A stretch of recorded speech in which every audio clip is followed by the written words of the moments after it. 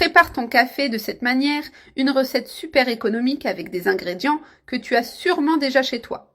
Pour commencer, j'aurai besoin d'une grosse pomme de terre, déjà cuite et coupée en morceaux. Maintenant, j'ajoute 150 ml de lait tiède et j'écrase bien la pomme de terre jusqu'à obtenir une purée. Avec cette base, je vais préparer une recette incroyable qui te surprendra par son goût et sa texture. Tu voudras sûrement la refaire tout le temps. Maintenant, j'ajoute une pincée de sel, une cuillère à soupe de sucre et une cuillère à soupe de levure boulangère. Je mélange bien le tout.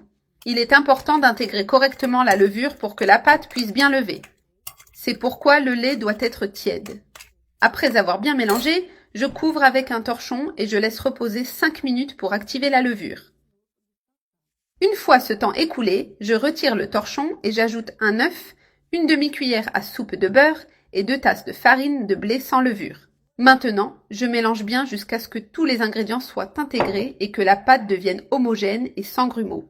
Si tu trouves que la pâte est difficile à travailler avec la cuillère, gratte simplement l'excédent et commence à pétrir avec les mains comme je le fais ici. La texture de la pâte doit être ainsi, légèrement collante au début, mais ne t'inquiète pas, car elle prendra ensuite la consistance parfaite. Maintenant, j'ajoute du persil haché qui apportera une saveur spéciale et une touche de couleur à la pâte. Je mélange encore un peu pour bien répartir le persil dans toute la pâte. Comme la pâte colle un peu à la cuillère, j'en retire l'excédent et je continue à mélanger avec les mains. Maintenant, je couvre à nouveau et je laisse reposer 10 minutes dans ce bol. Ce temps est essentiel pour que la pâte lève un peu plus.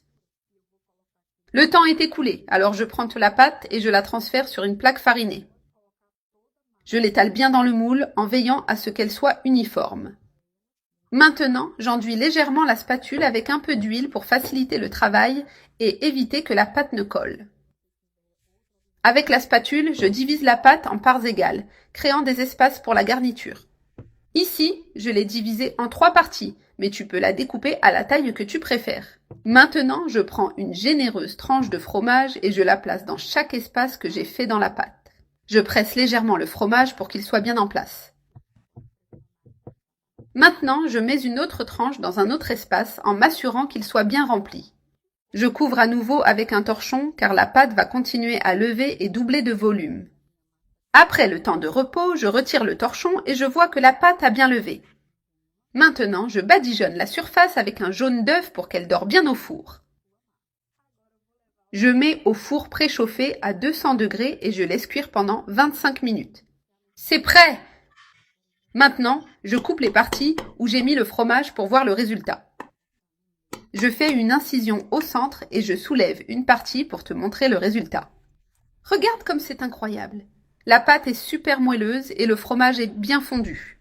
Ces petits pains sont un véritable délice. Le fromage fond et la texture est tout simplement parfaite.